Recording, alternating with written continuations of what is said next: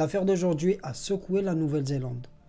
Une jeune fille de 21 ans a trouvé la mort là-bas, mais d'une manière atroce. Pourquoi? Tout simplement parce qu'elle avait fait la plus mauvaise rencontre qu'elle pouvait faire dans ce bled.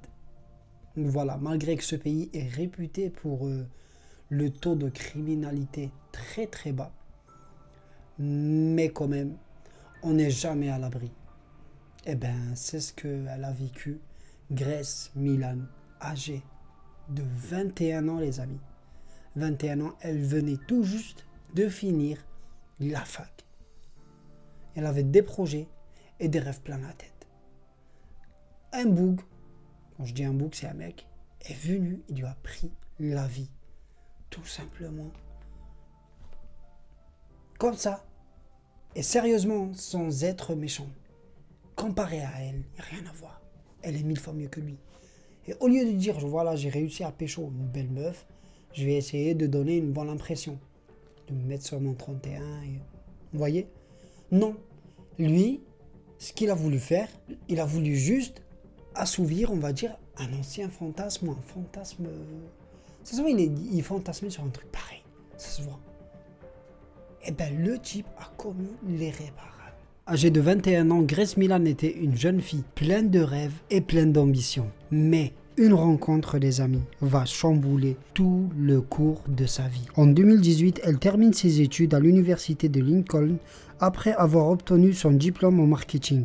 Elle décide de prendre une année sabbatique, histoire de faire le tour du monde et de faire le vide un peu dans sa tête. Sur papier, c'était nickel. Mais vous allez voir, à un moment donné, son histoire va être changée à tout jamais, les amis. Et son aventure commence au Pérou.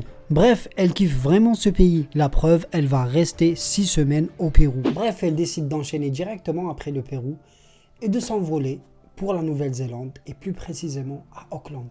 Auckland de la Nouvelle-Zélande, pas celle des États-Unis.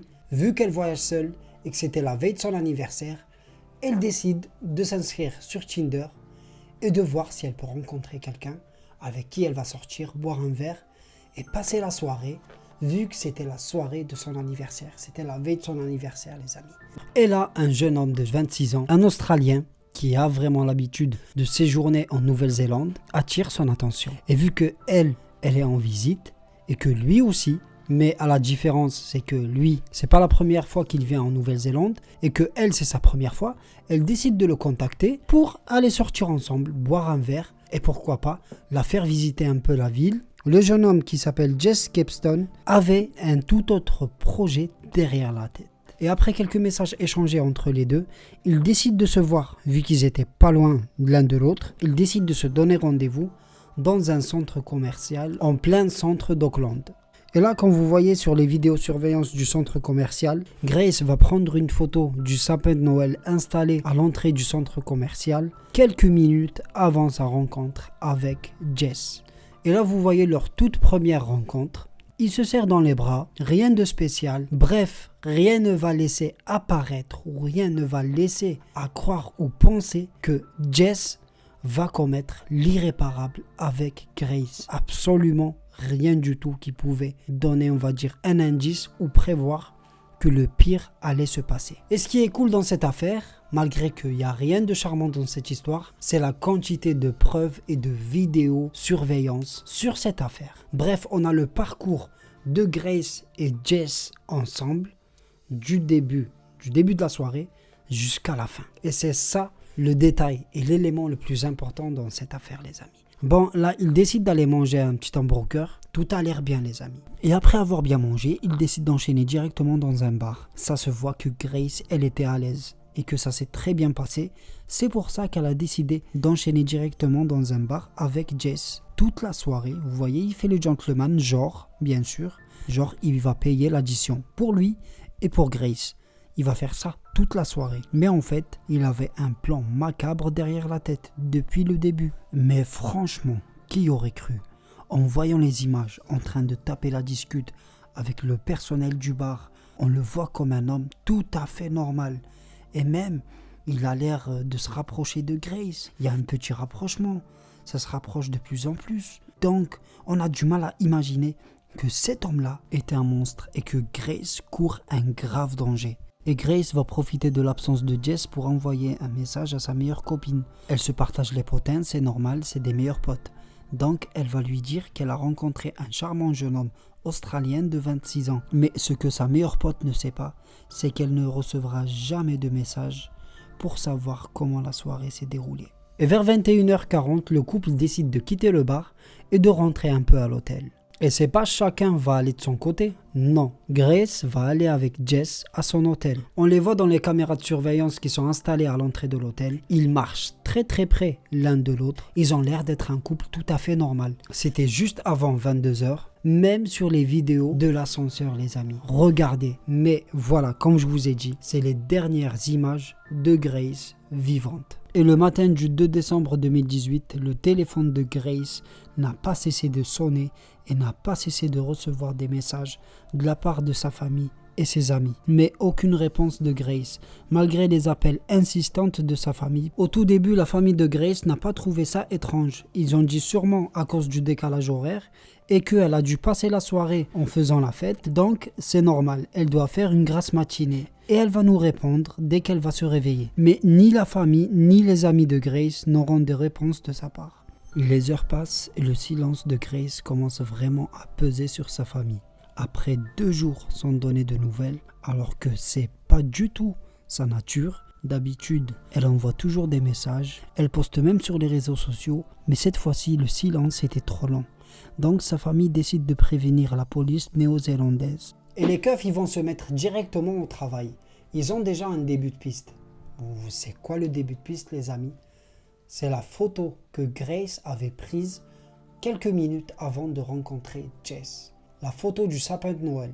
Ils ont l'heure, ils ont le lieu et ils ont la date. Donc, tout ce qu'ils ont à faire, c'est d'aller checker les vidéosurveillance, bien sûr. Et là, ils vont voir que Grace va rencontrer une personne, un jeune homme. Et ce jeune homme s'est avéré que c'était Jess, bien sûr. Donc, ils vont remonter la piste du début, on va dire, de leur rencontre jusqu'à la fin de la soirée. Donc, les images de la télésurveillance n'ont pas lâché le couple de toute la soirée. Généralement, quand il y a des preuves comme ça, c'est des preuves en béton. Il peut aller nulle part. Et la police va pas mettre longtemps à mettre la main dessus.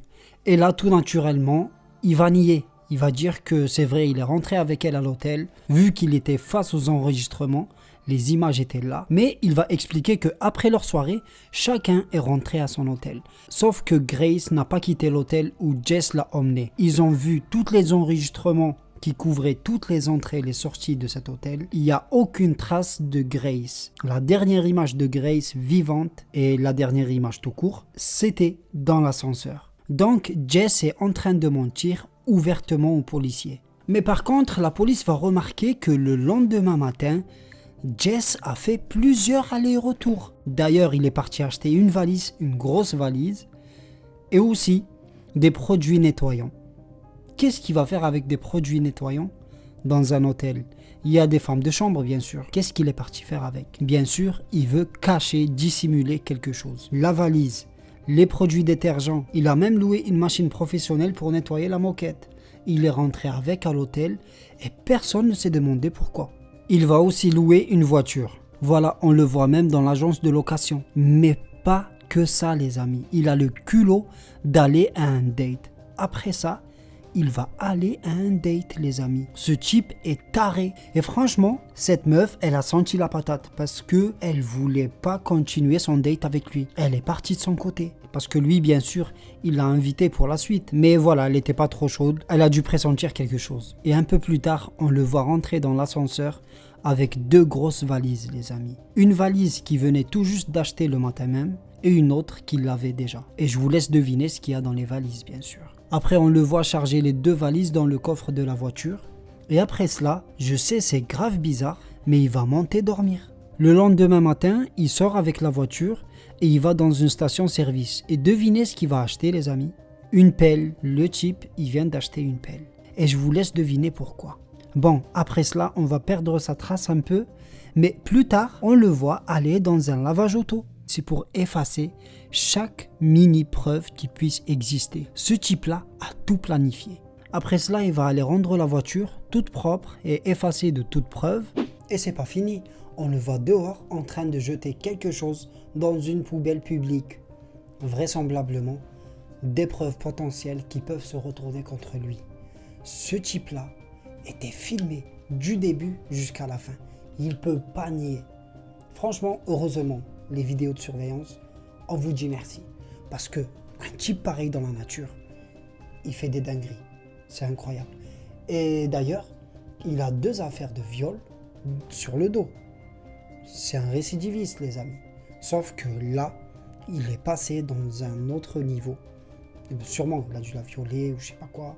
Bref. Mais là, il est passé dans un autre cap. C'est bien sûr de finir avec ses victimes. Il va les assassiner, les amis. Ce genre de personne ne devrait jamais être dehors et ne devrait jamais voir le jour. Sérieusement. Et il indiquera aux enquêteurs l'emplacement du corps, là où il a enterré le corps, et c'est à 33 km à l'ouest d'Auckland, dans une chaîne de montagnes appelée, je ne sais pas si je vais casser le nom ou pas, appelée Waitaker Range. C'est une chaîne de montagnes, elle s'appelle comme ça, je ne sais pas. Bref, tout ça pour espérer une petite clémence ou espérer un allègement de la part des jurés. Après un procès qui a duré 3 semaines et une délibération qui a duré 5 heures, le verdict tombe, bien sûr, il est reconnu coupable et il va être condamné à la prison à vie, bien sûr. Mais après 17 ans de prison, il a le droit de faire appel. Le type, il vient de tuer, découper une meuf en morceaux et on lui donne ce privilège de, bien sûr, d'avoir espoir à la liberté, on va dire. C'est ça le délire. Le type, il a carrément... Même le meurtre en lui-même, c'est un meurtre crapuleux. C'est pas... Genre, il n'a pas tué une personne comme ça et c'est bon. Non. C'est un truc de dingue ce qu'il a fait. Et il prend 17 ans. Après 17 ans, il peut faire appel, bien sûr, sur une prison à vie, mais 17 ans de probation. Le type, pour moi, normalement, c'est sans possibilité de libération. Rien, tu sors pas, mon pote. Normalement, c'est ça. Un type comme ça, tu sais très bien que d'ici 20 ans, il peut être dehors. C'est chaud, franchement. Moi, ce genre de personne, je ne laisse même pas dehors. C'est fini. Il rentre en prison, il ne sort plus. Ou bien, je sais pas. Voilà, comprenez. Mais, je ne le laisse pas dehors. Voilà les amis, j'espère que vous avez bien kiffé le sujet d'aujourd'hui. Restez à l'affût, restez branchés. Je reviens très très bientôt les amis. N'oubliez pas un petit like et si vous n'êtes pas abonné, vas-y abonne, t'inquiète. Et je vous dis à très bientôt. Ciao ciao les amis.